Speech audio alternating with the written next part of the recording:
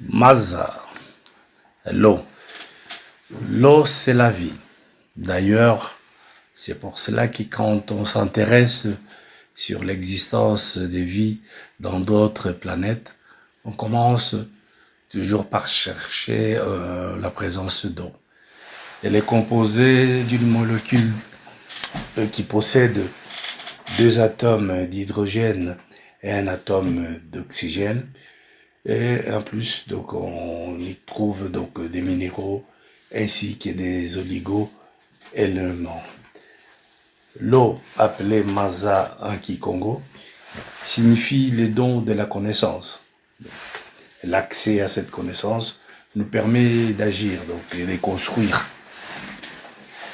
Ça permet de nous mettre en activité, nous donnant l'impulsion des bâtisseurs. L'importance de l'eau. L'importance de l'eau est due au fait qu'elle est présente autour de nous, couvrant à peu près donc 71% de la surface de la Terre et qu'elle représente en moyenne la moitié ou les 2/3 du poids corporel humain, c'est-à-dire entre 70 et 80%. Et avant la naissance de l'homme, il passe par une phase aquatique, donc en baignant dans le liquide amniotique. L'eau est un élément de la nature que nous utilisons à des fins domestiques, ainsi que pour l'agriculture et l'industrie, donc servant aussi aux animaux, à la végétation et au climat. Mais dans la tradition Congo, donc en plus de son côté physique, l'eau est spirituellement le corps d'une conscience supérieure que la tradition Congo appelle Mamba, donc le don de feu, une entité vivante et connectée. Entre ses propriétés, l'eau a celle d'avoir de la mémoire.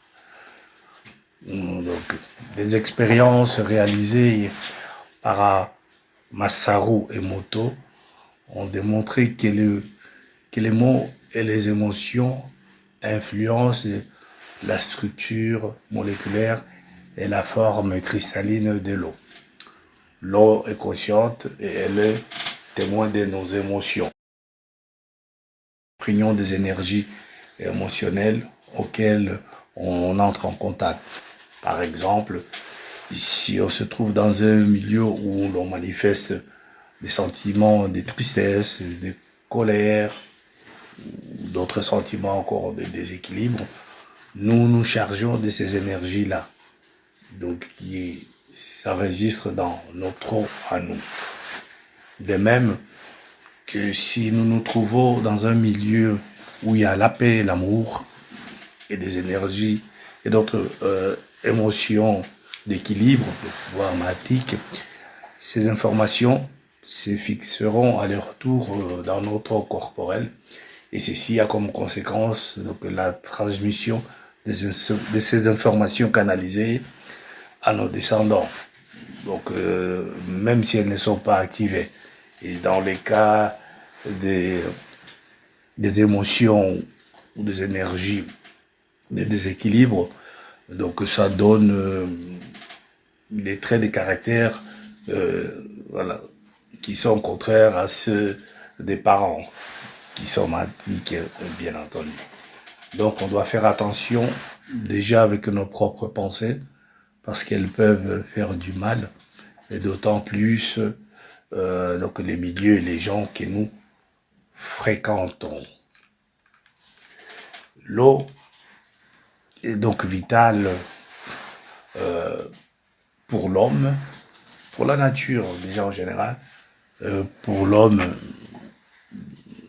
en particulier, parce que donc ça aide à améliorer la mémoire et l'humeur, donc aide à maintenir le poids, améliorer aussi les performances sportive, prévenir la constipation, favoriser la santé de l'appareil urinaire, entre autres. Donc, dans la recherche des bienfaits de l'eau par l'humain, donc on peut parler de l'art de la cure thermale.